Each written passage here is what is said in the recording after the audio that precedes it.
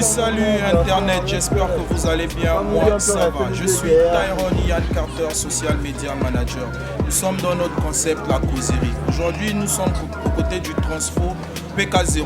Rendre visite à un artiste dans sa localité. Question de mieux connaître l'artiste, question de mieux parler avec l'artiste. Déjà de savoir qui est le personnage et qui est la personne. Alors je vous dis comme ça là, restez câblés, roulez. Toussi, Benel Management. Où sont les élèves qui pensent qu'ils peuvent dépasser les maîtres? Le charbonnissant, DJ Steph. Internet, alors je suis avec Mayo en chef. Salut bro. Comment man? Ça va? Super bien. Longueur plan, on dirait c'est le feu, le feu. On pousse, on serre, on travaille, c'est un peu.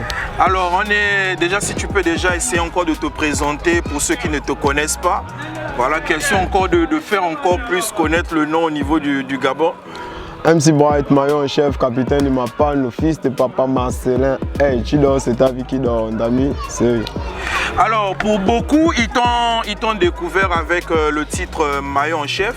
Mais pour nous qui sommes dans la localité de Port-Gentil, nous t'avons découvert avec des titres dans le groupe Scarsion. Aujourd'hui, où se trouve le groupe actuellement? À quel niveau? Est-ce que le groupe il est mort ou bien le groupe il existe toujours? Le groupe n'est jamais mort, Comme tu as pu le constater, voilà, on a juste développé des carrières solo. Voilà, pour un temps, donc on s'est un peu dispersé. Voilà, d'où j'ai sorti le Mayo en chef. Et Emson de la Rime aussi qui a sorti un tube de son côté, On pousse en serre. Voilà, donc le groupe Scarsion existe toujours. Juste qu'on a fait une petite pause pour se développer en carrière solo. Voilà. Mais dans Scarsion, il n'y avait pas juste Emson, il y avait aussi Peps avec vous dans le groupe. Est-ce que le Frangin a totalement arrêté? Parce que tu n'as jamais parlé du Frangin dans les médias parce que beaucoup t'ont connu direct Mayo en chef. Ils n'ont pas connu Peps. Est-ce que le Frangin a totalement arrêté ou bien c'était une décision avec Emson de pouvoir écarter le Frangin du groupe? Par les problèmes, man. Un SOS pour ma famille africaine, pour toutes ces précieuses mères toujours plongées dans le deuil. Pique le regard, pique le regard. La République nous plaît en voulant un SOS, nègre. Non, pas du tout. Voilà, Pepsi s'est retiré du groupe pour des raisons religieuses. Voilà, pour ceux qui ne savent pas, voilà.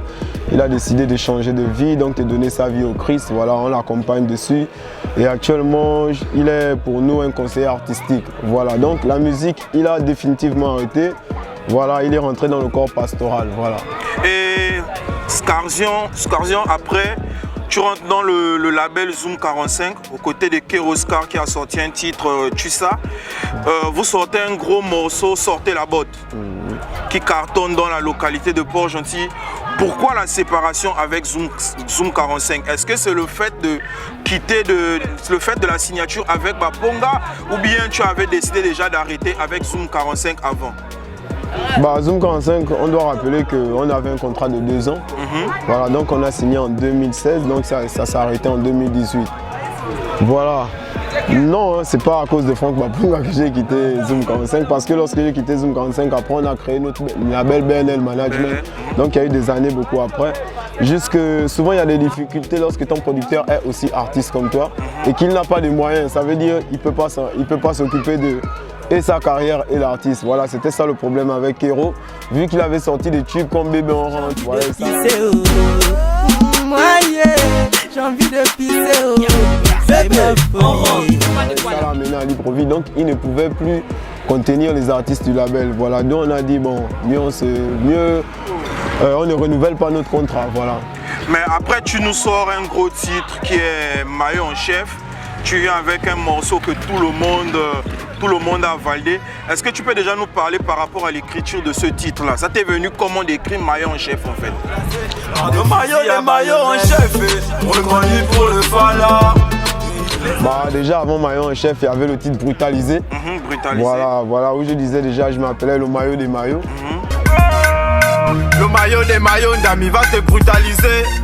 Tu fais le voilà, et vu que Mox Baby aussi, qui est un artiste gabonais, avait le même jingle, lui aussi se faisait appeler maillot des maillots, donc j'ai réfléchi, bon, si lui aussi c'est le maillot des maillots, donc on doit accélérer, donc j'ai préféré préciser et ajouter maillot en chef et sortir un titre où je me présentais comme maillot en chef. Voilà, le maillot en chef c'est le Falaman, c'est celui qui se bat pour s'en sortir, voilà. C'est celui qui n'est pas dans le faux coup, voilà.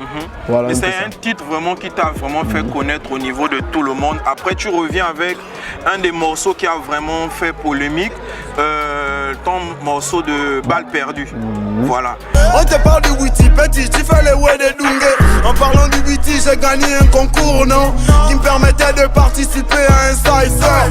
Pourtant sur les réseaux, le mec et moi c'est cool, non. Mais pourquoi Renzeng m'a retiré de son cypher? Et là tu réalises que même les vrais sont faux. Comme le Corona, vos bons rappeurs sont faux. Moi j'ai fait les récitations d'âge, j'ai fait chanter les foules. Ils savent que les rappeurs d'époque sont forts. Tu as fait en sorte que tout le monde dans le Gabon complet puisse connaître qui est réellement MC Bright à travers ce clash-là. C'était quoi vraiment l'objectif de ce titre? Est-ce que c'était pour toi une manière de pouvoir attaquer ou bien une manière pour toi aussi de te faire connaître dans le milieu des clasheurs en fait? Pas du tout, pas du tout. C'était une façon pour moi de régler mes comptes avec certaines personnes qui ont voulu un peu m'embrouiller lorsque je suis arrivé dans le grand game gabonais. Voilà, parce qu'il y a eu des petits soucis, comme tu as pu le constater, j'allais être dans le boutique gang. Après, Koba qui fait ses déclarations que les nouveaux artistes de la nouvelle génération chantent les Kobolo. Donc, pour moi, c'était un moyen pour fermer les bouches à tous ces grands qui disaient que... Et en plus, ils pensaient que je faisais que de la cham, voilà, d'où ils ont été surpris. Voilà, je pense que ce disque a fait plus de bruit parce que c'était la première fois qu'ils m'écoutaient rapper. Parce que dans la tête des Gabonais, personne ne savait que je savais rapper. Pour eux, c'était juste dans le style cham, voilà. Après, tu reviens avec Capitaine du Mapan. Ouais, CDM 2.0. CDM 2.0. Tous les gratitudes. Ils sont les élèves qui pensent qu'ils peuvent dépasser les mêmes. Les chabondissants,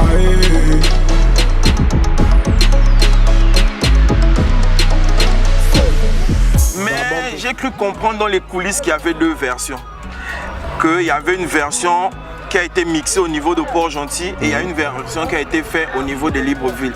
Quelle est la version qui a eu le clip réel? Comme tous mes titres, depuis que je suis signé à Neg Gratitude, pour moi, à Port-Gentil, j'ai travaillé des maquettes et à Libreville, les ingénieurs grimpent dessus pour mieux les travailler. Voilà, donc CDM 2.0, il y a eu la première version qui a été faite par Chris O'Brien. Voilà, Chris O'Brien qui a fait la première version. Et il y a eu la deuxième version du clip. Voilà, il y a eu la deuxième version du clip qui a été travaillée sur Libreville, qui n'a pas vraiment été appréciée par ceux qui avaient déjà écouté la première version. Voilà, parce que la première version, franchement, elle était d'une capacité très forte. Voilà, et de l'autre côté, pour le clip, c'était pas vraiment ça. Donc ceux qui avaient déjà écouté la première version étaient dessus. Pourquoi pas proposer les deux versions au public et puis... J'ai voulu faire ça, j'ai voulu sortir la première version en audio et la deuxième version pour le clip, mais vu qu'il n'y a pas eu trop de décalage entre la sortie de l'audio et le clip, donc j'ai préféré faire sortir directement. Après, tu as commencé à enchaîner beaucoup avec des collaborations, on a commencé à te voir un peu presque partout. Tu n'es pas fermé côté collaboration, tu as enchaîné des collaborations avec plein d'artistes, avec des artistes avec qui aussi tu as eu des antécédents, tels que le Flow du Sud. C'est grâce à Dieu le Père. Adieu. Avec qui tu as eu des antécédents, c'est parti à clash, réponse et autres. Comment ça s'est déjà passé le travail avec le Flow du Sud? Est-ce que c'était juste une manière pour vous de pouvoir communiquer en faisant une petite guéguerre en interne et de sortir le morceau après en fait? Ou bien tout était stratégie marketing? Pas du tout, pas du tout. Lorsque moi je fais Balle perdue, moi je connais pas Flow du Sud, je fais Balle perdue depuis ici, donc eux ils ont réagi depuis là-bas. Donc lui et moi on se connaissait pas. Voilà, moi je fais mon truc. Voilà, juste qu'il a réagi parce que je pense que dans Balle perdue aussi il a été piqué. Ouais. Parce qu'il y a un son là, il dit moi je m'en fous. On t'a vu prester en Zion, on sait que c'est pour nourrir la famille. Car y a pas des droits d'auteur au Gabon. Oui, l'artiste connaît la famine. On t'a vu prester en Zion, on sait que c'est pour nourrir la famille. Alors pourquoi tu as caché, pourquoi t'as pas publié? On sait que c'est le Gabon, on sait que c'est l'engue. On sait que c'est le moyen le plus fiable de pouvoir toucher un gros cachet, sinon c'est l'engue. Et je me rappelle que c'est moi qui avais chanté au stade de Zion, voilà, pour les millions de Monsieur Lacruche. Ouais. Donc lorsque j'ai dit dans Balle perdue, oui, moi ma vie prester en Zion, toi tu étais en train de pêcher les poissons. Ouais, par rapport à son clip, en fait. Voilà, donc il a été touché, d'où il a envoyé notre réponse. Voilà, mais moi mon truc c'était pas de faire des clashs où Genre, je fais sortir mon son, on me répond et je reviens. Non, non. Moi, mon truc, c'était de faire mon son, je fais mon son. Après, que la personne qui répond et puis j'avais pas de retour en arrière. Sauf que quand je suis arrivé à Libreville, voilà, il a eu, Flo du Sud, il a eu un petit souci dans les PK.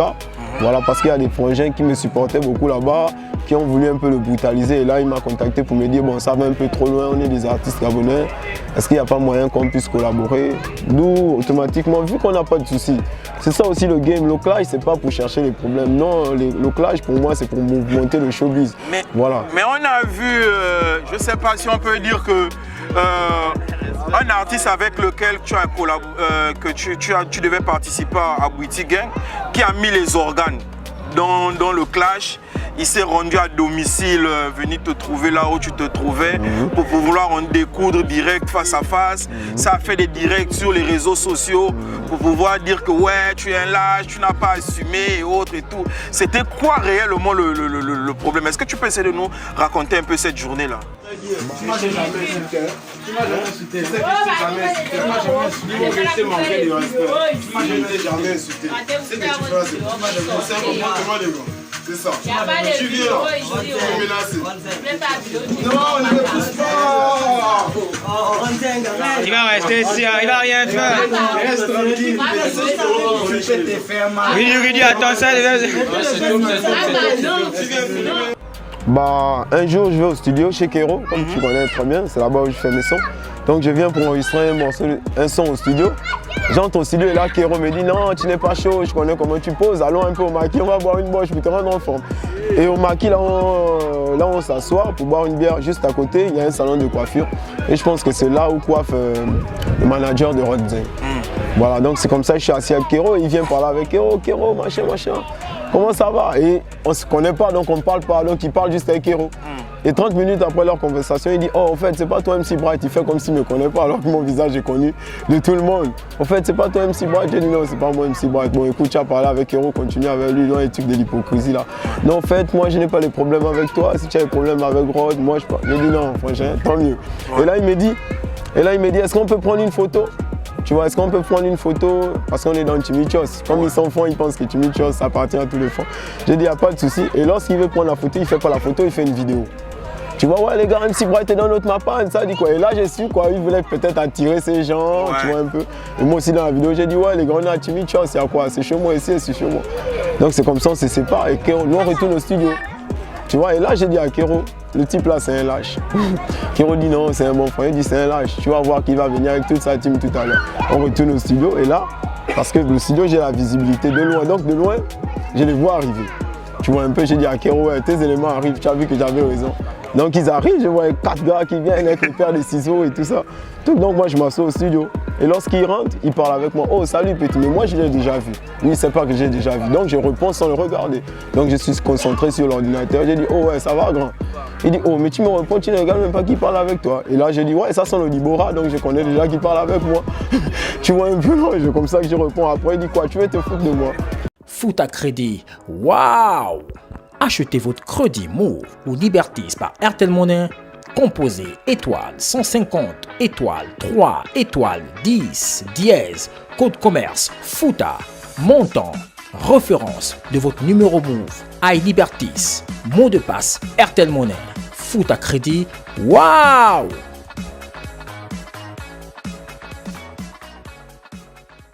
Tu vois, il avance un peu et là il dit à ses amis, sors ton téléphone, prends la partie là.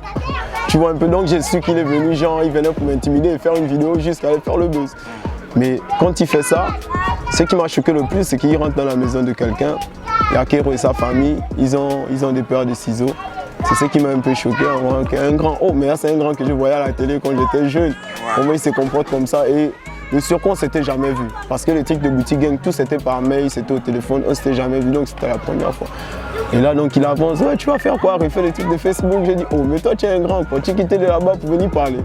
Si tu es quitté pour là-bas pour venir parler, vas-y, parle. Mais si tu es venu pour l'encham, je te conseille pas de faire une cham. Donc c'est comme ça que c'est de parti de là. Bam. Est-ce que c'est pas sorti un peu hors du cadre du rap, un peu en fait ça? Un peu comment c'est sorti du cadre du rap, ça. Tous les grands étaient choqués. Et le problème, c'est que lorsque Johnny Bigoud m'appelle pour dire, petit, c'est quoi ce genre de buzz là? J'ai dit, c'est pas un buzz. votre frangin est venu pour vouloir m'agresser chez moi. Il dit, mais on l'a appelé, il dit que c'est un buzz. C'est comme ça que la grande Tina m'appelle aussi Bright, c'est quoi? J'ai dit, c'est pas un buzz, juste qu'il a honte de vous dire, juste qu'il a honte maintenant de l'acte qu'il a posé. Donc il est obligé de raconter c'est un buzz, mais c'était pas un buzz, il était vraiment dessus. Si les gens aussi disent que c'est un buzz, peut-être aussi c'est en rapport avec un peu ta carrière, parce qu'on sait que côté marketing, tu as souvent des scoops que tu sors là. À un moment avec Chambre à louer, vous nous avez sorti quasiment l'arrestation, photo à l'appui, les gars sont arrêtés, tout machin. Est-ce que c'est pas aussi à cause de ça? Est-ce que tu peux nous raconter un peu? Tout ça c'est juste du marketing ou bien tu cherches à... C'est du marketing et puis c'était pas mes buzz, hein, c'était les buzz des Chambres à louer.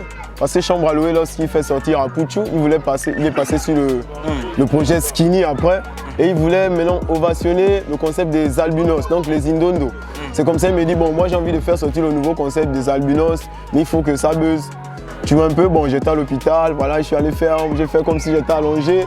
Donc ce que je veux de toi, si tu peux aussi appeler Flo du Sud pour qu'il nous aide dans le bail, c'est que vous ne dites pas que je suis mort, mais vous faites comme s'il y avait des messages d'adieu. Donc c'est comme ça, on programme la date qu'on va le faire, voilà.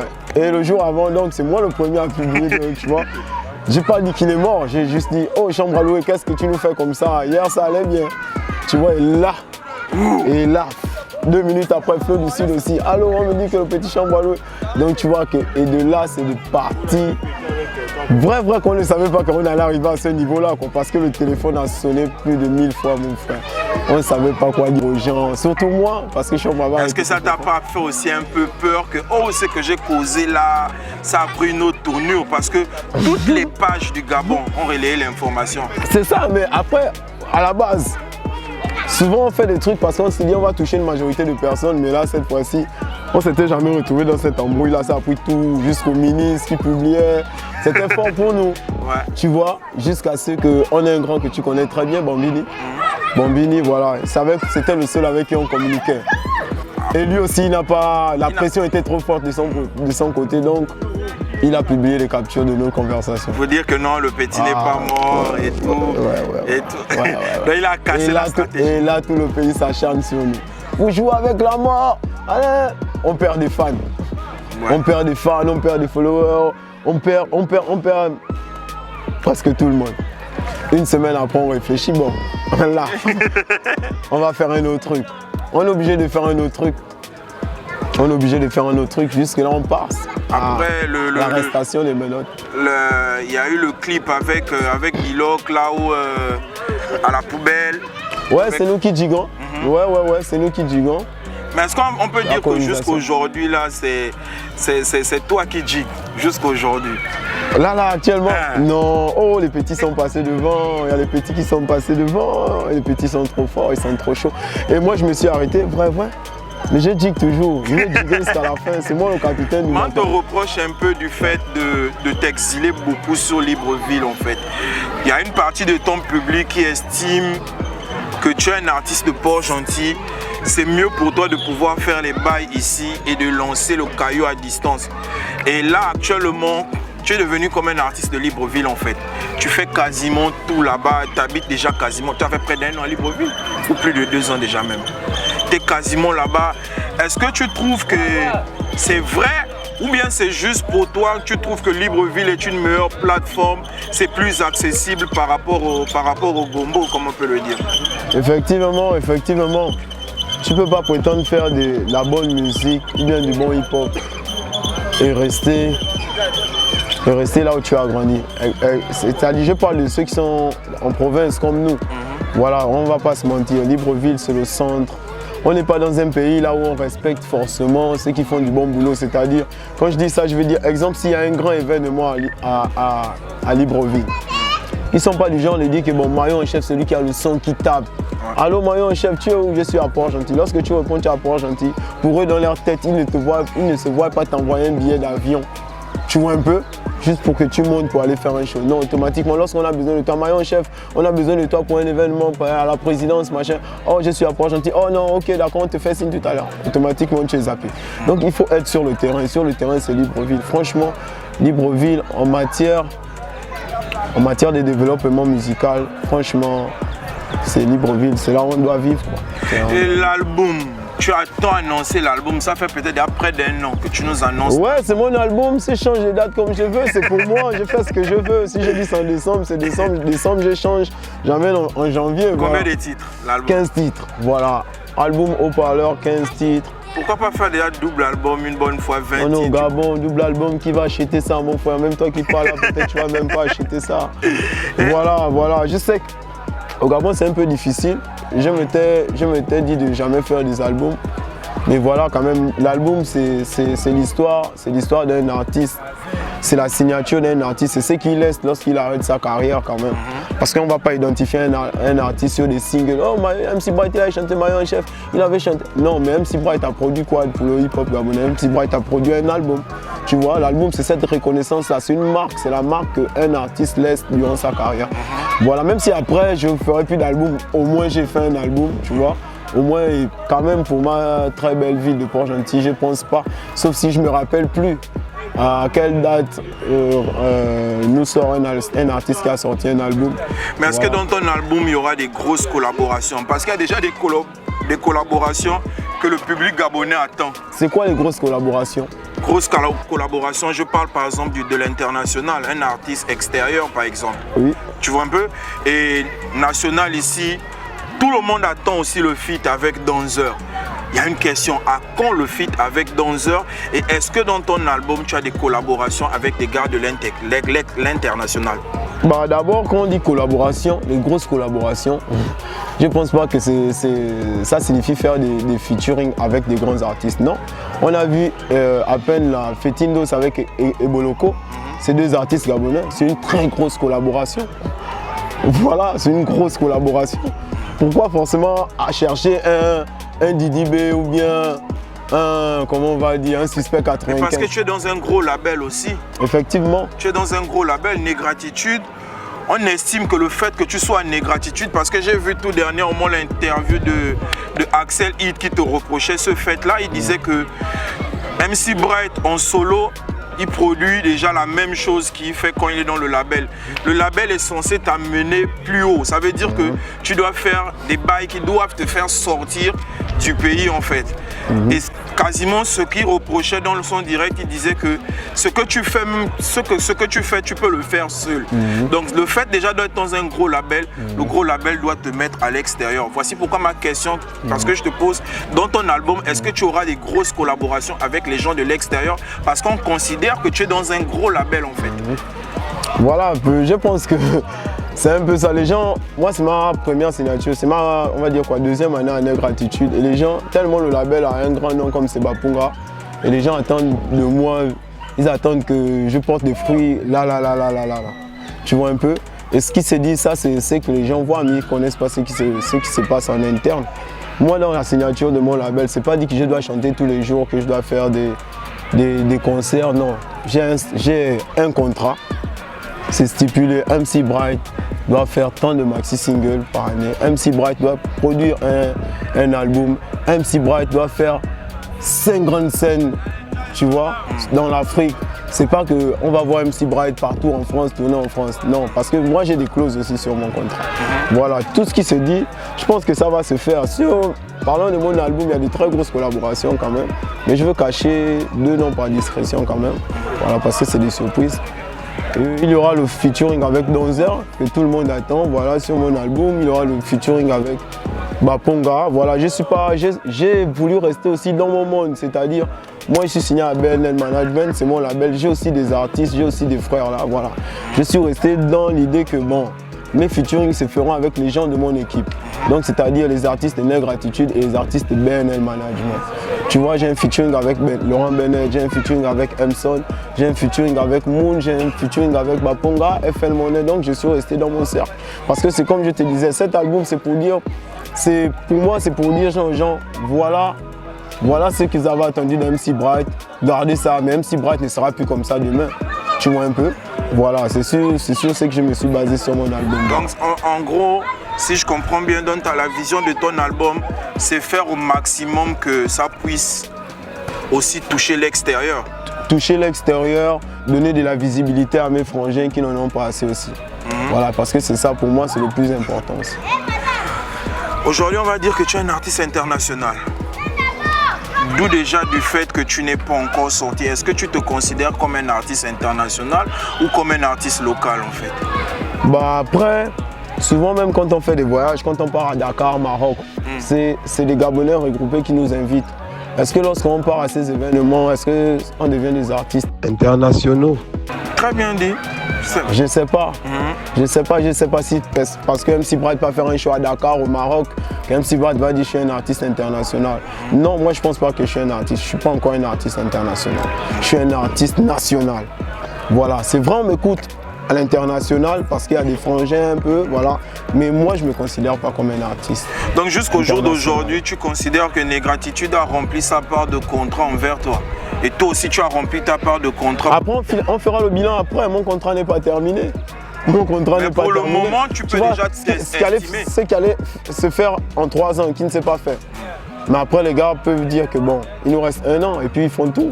Et si j'ai dit aujourd'hui, Négratitude n'a pas rempli, exemple, sa part de contrat, et que l'année qui arrive, et que les 2 dernières années, ça bunga, ils font tout. Ouais. Après, voilà, je pense qu'on fait le bilan d'une carrière ou bien d'un contrat à la fin du contrat. Voilà. À la fin, on fera le bilan. On verra si Négratitude a rempli sa part de contrat pas faux. ou pas. On a vu que tu n'es plus avec Mwana Kenge. Tu es dans une nouvelle structure. C'est quoi la marque déjà? Si tu peux essayer de nous parler de cette marque-là. Bah, voilà, la marque c'est My Way. Voilà, c'est une nouvelle collaboration. C'est une marque panafricaine. Voilà, fabriquée au Ghana. Voilà, donc je suis devenu depuis 2 jours l'ambassadeur ici au Gabon. 2 jours? Oui. Oui. C'est nouveau alors? Voilà. Donc c'est nous qui détenons l'exclusivité en fait. Parce que les gens ne sont pas informés. Voilà, c'est parce qu'on l'a rendu officiel qu'aujourd'hui, voilà, tu vois. Donc la vision de ma signature avec cette marque va pas changer. On va toujours travailler de la même façon lorsque je travaille avec Mwana Kenge. C'est de vendre cette marque parce qu'elle appartient aux jeunes Gabonais et ils travaillent très bien. Franchement, c'est du très beau textile. Donc c'est de propulser cette marque au niveau du Gabon, mais plus précisément à Port-Gentil. Voilà, parce que moi je suis ambassadeur de la marque My Way au Gabon, mais plus précisément à Port-Gentil. Donc c'est moi qui dois faire en sorte que tous les Port-Gentillais portent cette marque. Et les Port-Gentillais, regardez bien, ça va bunga dans quelques semaines, soyez chauds les gars. Tu as déjà bien fait ça avec Benel, les t-shirts se sont bien vendus. Tu l'as fait avec Mwana Kenge, il y a eu la vente au niveau de Sogara. À quand la vente avec My Way? Déjà, dans quelques jours, voilà, les t-shirts seront disponibles, je peux déjà vous le dire, dans les box Esongerigo, voilà, dans le box Street Shop, voilà, dans les magasins Esongerigo, il y a un box qui est écrit Street Shop, voilà, c'est là où les t-shirts My Way seront, tous les articles My Way seront en vente. Donc accrochez-vous, une grosse communication va commencer à partir de demain, donc soyez chaud. Aujourd'hui, on va dire que c'est ton dernier jour sur Port-Gentil, non? Effectivement. Tu remontes demain. Ouais. Qu'est-ce qu'on peut te souhaiter? Qu'est-ce qu'on peut te souhaiter pour ta longue carrière? Qu'est-ce qu'on peut te souhaiter pour les années qui te restent avec Négratitude? Qu'est-ce qu'on peut te souhaiter musicalement et pour ton album? Qu'est-ce qu'on peut te souhaiter? La finition de mon album. Voilà, c'est vrai, l'album est terminé, on est sur les détails. Voilà, juste qu'on fasse péter les ventes de cet album parce que ça m'a fait mal, ça m'a quand même pris 2 ans. Voilà, j'ai stoppé complètement. Fait peut-être un petit trick sentiment que j'ai fait, c'était mon dernier single. Donc je me suis arrêté et beaucoup de frangins aussi ont développé. Exemple, L'Oiseau Rare, tu vois, il a eu le temps d'éclore, il y a Donzer qui est revenu, il y a Schoolio qui était là.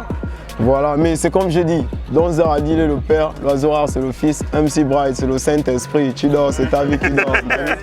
Voilà. Mais tu as oublié de citer, tu as parlé de sentiments, mais tu as oublié de parler de la chance. Parce que la chance, ça fait 1 an quasiment. En fait, pourquoi tu clips le morceau La Chance maintenant là en fait? Parce qu'on a oublié de parler de ça. Tu as parlé de sentiments, oui, mais tu as oublié de parler de La Chance parce que tu as clippé La Chance, c'est ton dernier clip. Pourquoi tu clips ce morceau à cette période? Est-ce que c'est le morceau qui annonce la sortie de ton album? Non. Ou tu le clips juste parce qu'il y a quelque chose entre guillemets en fait? Non, d'abord, j'ai sorti le maillot en chef qui était un concept qui a très bien marché. J'ai sorti le Capitaine du Mapan, un très bon concept qui a très bien marché. Voilà, et là je laisse Capitaine du Mapan pour passer sur mon 3e concept qui est le HP. Donc pour laisser l'image du capitaine du Mapan, il fallait quand même donner cette image à ce morceau qui est la chance. Donc, je vous disais, la chance, c'est la transition, c'est l'image que j'ai donnée à ce morceau entre la transition pour quitter de capitaine du Mapan à HP. Tu vois un peu? Haut-parleur du Mapan. Haut-parleur du Mapan, voilà. Donc, plus de maillot en chef, plus de capitaine du Mapan, désormais c'est le HP. La chance, c'est parce que c'est un morceau, je te jure que ce morceau, il n'a pas besoin de temps pour faire des clips parce que chaque période qu'on vit au Gabon, quand on écoute ce morceau, tu vois, ce morceau nous rappelle toujours les mêmes images, les mêmes contenus qu'on voit, les mêmes problèmes, les mêmes réalités. Donc le morceau La Chance, c'est un son qui ne termine pas. Tu vois, il se peut que voilà, les élections qui arrivent, c'est les mêmes problèmes qu'on va encore vivre. C'est le même morceau qu'on va encore entendre. Donc tu vois que c'est un sujet qui ne termine pas. Et j'étais redevable aussi parce que c'est un grand frère, beaucoup, il s'appelle Vivian Péa, je pense que tu le connais. Ouais. Voilà, il a tellement aimé ce morceau et c'est lui qui m'a dit, petit frère, ce morceau, je l'écoute encore 2 ans après, je veux que tu donnes une image à ce morceau. Voilà, c'est lui qui a financé le clip La Chance. Donc grand frère, merci beaucoup monsieur Vivian Péa, big up, on reste connecté. Et personne à remercier pour qu'on puisse clôturer ce beau passage. Team PK0, toujours bien représenté. TA3, ouais les gars, Sabunga, c'est les Forlan authentiques, Maître Terence, Mangari, c'est le chef. Chokona Choko, la toute petite gloire. Les gars, on est là bien représenté, c'est tout le village. Niaoulé, PK0, tu dors, c'est ta vie qui dort, papa. Tu as oublié BNL Management. Ah ouais. Ah, tellement. BNL Management, c'est la maison. Nègre Attitude, c'est l'Onkama. My Way, la nouvelle vision. Les grands pull-up. Merci à mon manager, Prince Poussombo. Toujours dans le futur. C'est. Ok. Salut tout le monde. Restez connectés. J'étais avec MC Bright, capitaine du Mapan, CDM, maillot en chef. On vous dit comme ça là, à très bientôt. Big up. Pour nous, c'est qui?